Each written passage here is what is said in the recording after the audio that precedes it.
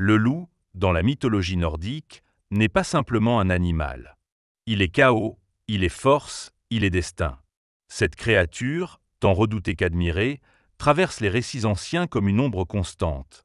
Parfois bête monstrueuse, parfois compagnon divin. Mais pourquoi le loup? Pourquoi cette figure revient-elle sans cesse dans l'imaginaire scandinave ancien? Fenrir, Skull, Ati, Garmr, autant de noms qui résonnent comme des avertissements. Mais ces loups ne sont pas que des menaces. Ils incarnent des vérités profondes sur le monde, sur les dieux, sur les hommes.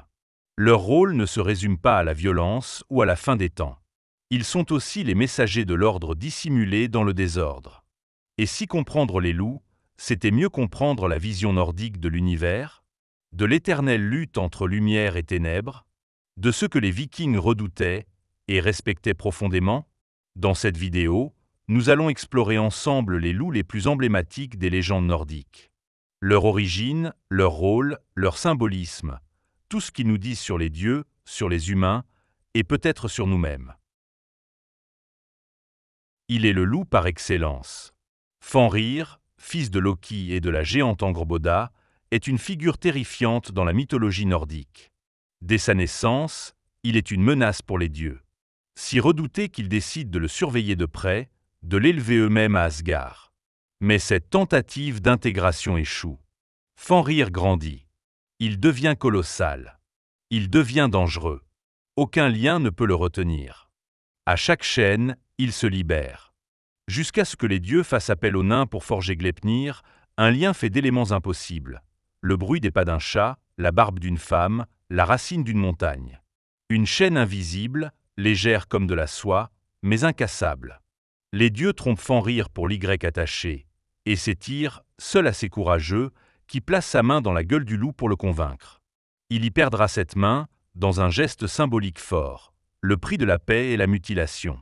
Mais la prophétie est claire, ce n'est qu'un sursis. Lors de Ragnarok, Fenrir se libérera. Il tuera Odin, le père de tout. Il incarne la fin de l'ordre établi. La rupture entre les forces divines et les puissances sauvages. Un rappel que même les dieux, aussi puissants soient-ils, ne peuvent échapper au destin. Fenrir est plus qu'un monstre. Il est le chaos pur, la force incontrôlable que l'on tente de dissimuler, de domestiquer, mais qui finit toujours par ressurgir.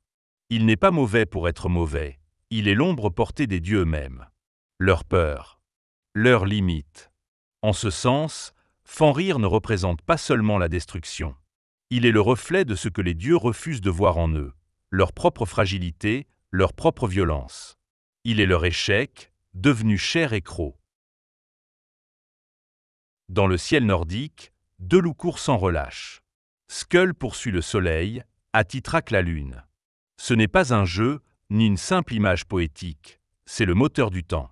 Ces deux créatures mythiques, fils de Fenrir selon certains textes, incarnent une loi implacable de la cosmologie nordique. Toute lumière est vouée à être dévorée. Chaque jour, la course du soleil est la fuite perpétuelle devant Skull.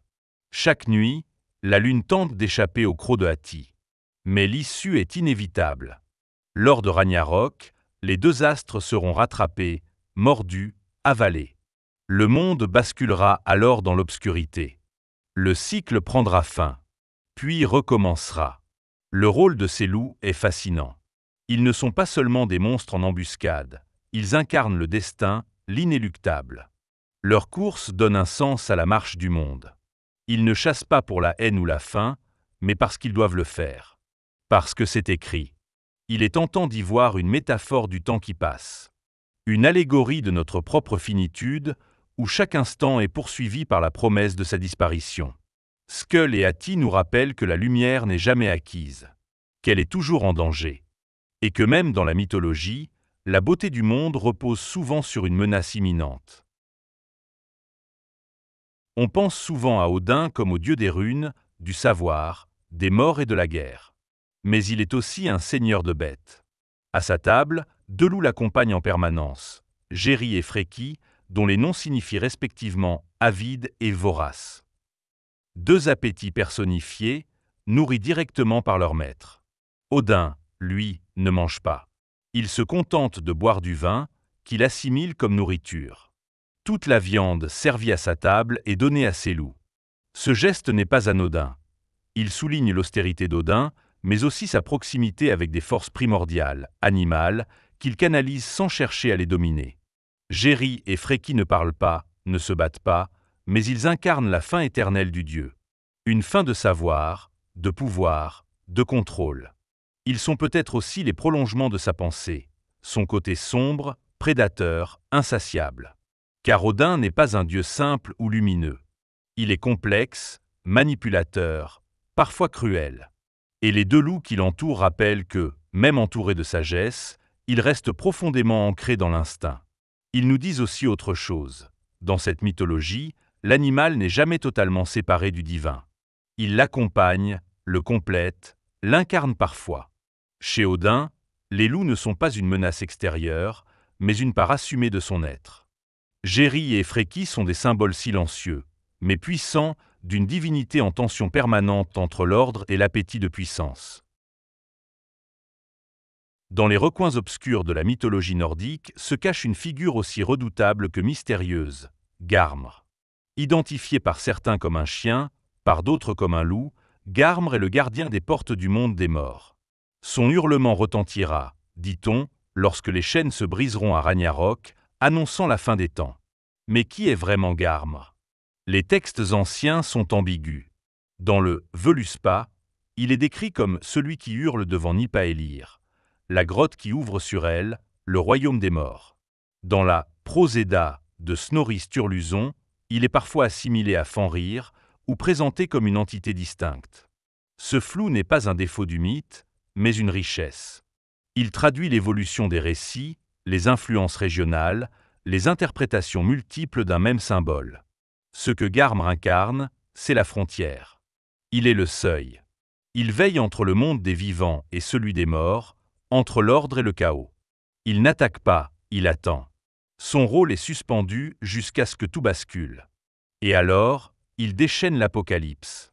Certaines versions font de Garmr l'adversaire ultime du dieu Tyr, le dieu du courage et du sacrifice, celui-là même qui avait perdu sa main en nourrissant Fenrir. Une boucle se referme.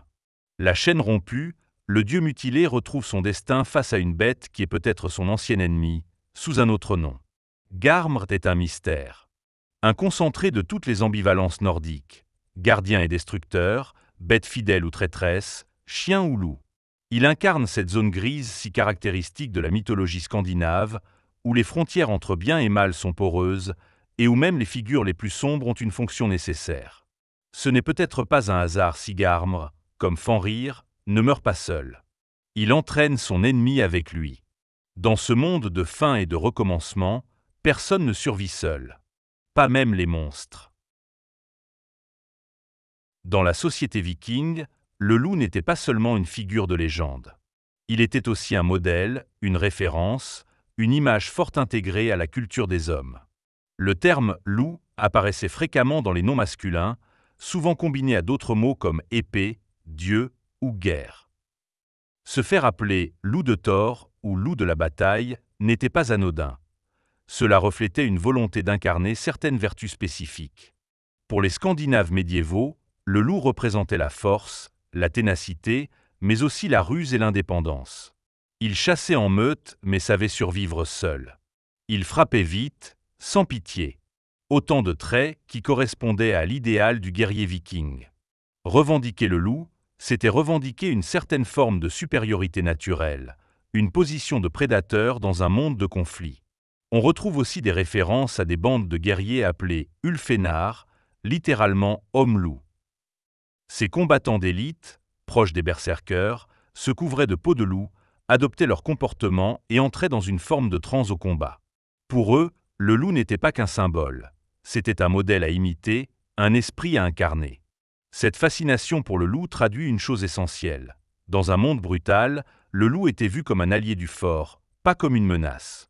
Il n'était pas diabolisé, mais respecté, parfois même admiré. Sa place dans l'imaginaire viking dépasse le mythe. Elle touche à l'identité même de ceux qui cherchaient à survivre, à dominer, à laisser une trace.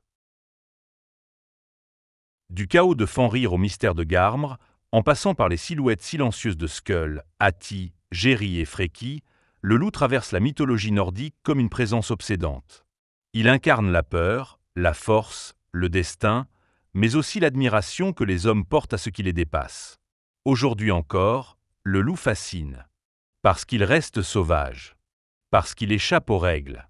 Parce qu'il nous parle d'un monde ancien où les dieux eux-mêmes craignaient ce qu'ils ne pouvaient pas contrôler. Si cette plongée dans les récits du Nord vous a plu, abonnez-vous et laissez un commentaire. À bientôt pour une nouvelle légende.